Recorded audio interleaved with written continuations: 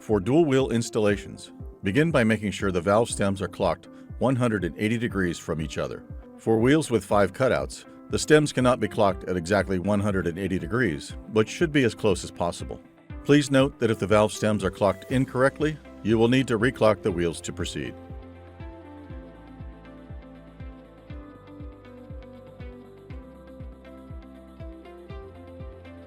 Next, connect the straight hoses to the inner wheel's valve stem. Then connect the hose with a swivel union to the outer wheel's valve stem. Hand tighten each and make an additional half turn using a 7/16 inch wrench. Before moving on to the valve cap sensors, make sure each has been programmed. Then install the sensor accordingly on the fittings labeled I for inner and O for outer.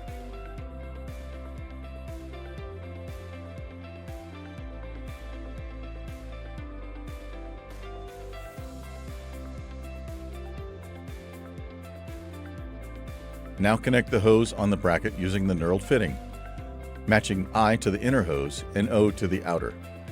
For now, leave the fittings slightly loose.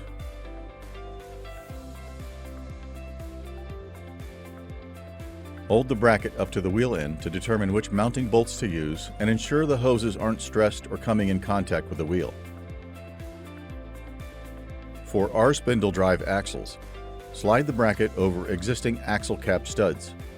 Install the provided nylock half nuts onto the studs and tighten to 50 to 60 foot-pounds.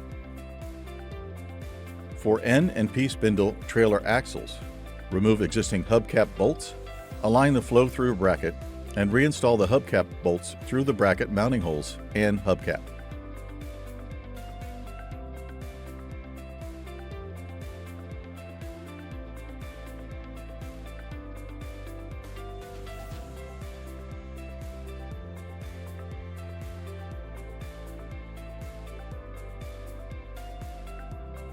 Tighten to between 12 and 16 foot-pounds.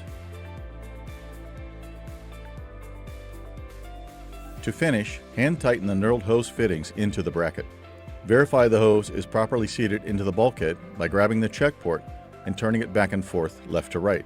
If the hose turns freely inside the bulkhead, continue to tighten the knurled fitting by hand until resistance is felt and the hose stops rotating. Verify double seal valve caps are tightened to the check ports. Depress the push rod of the valve cap and listen for air escaping to verify pressure is holding through the hose and sensors. Finally, spray all connection points across the valve stem, hose, and sensors with soapy water to ensure there are no leaks.